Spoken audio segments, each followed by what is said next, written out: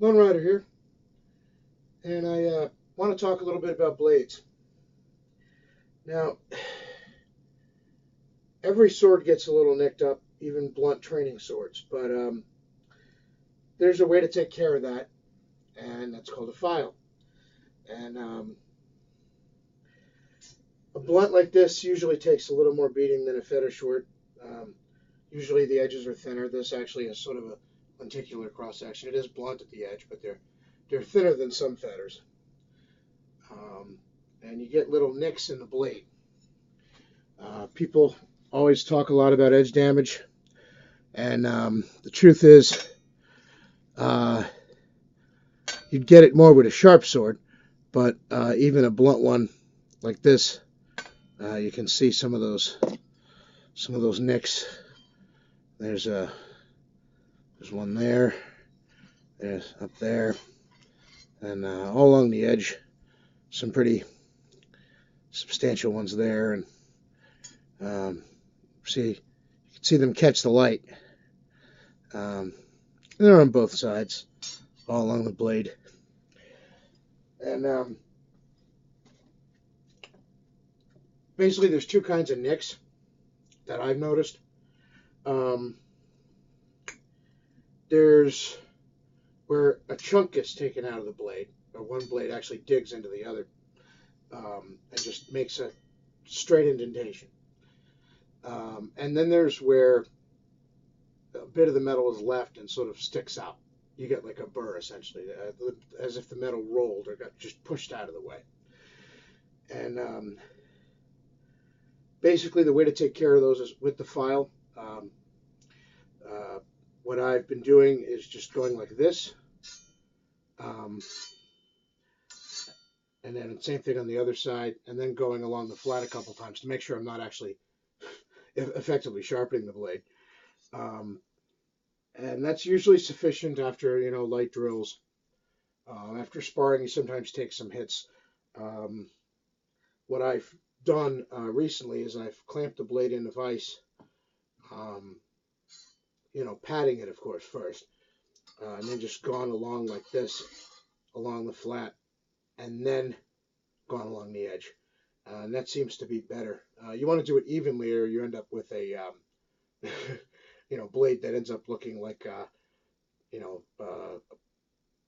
a Maine's gladius or something, where it's wasted.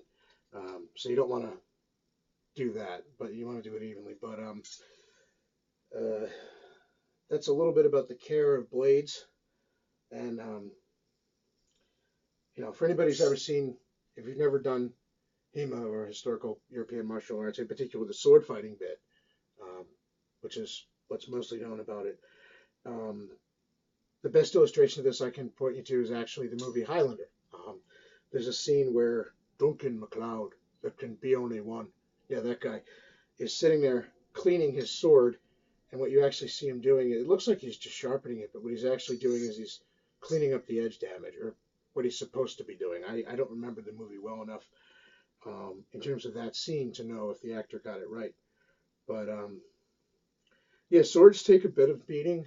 Um, they're designed to hit people, not other swords or walls or anything else. So, um, in practice, of course, the idea is not to kill each other. So we usually end up with the swords hitting other swords, and they take their nicks.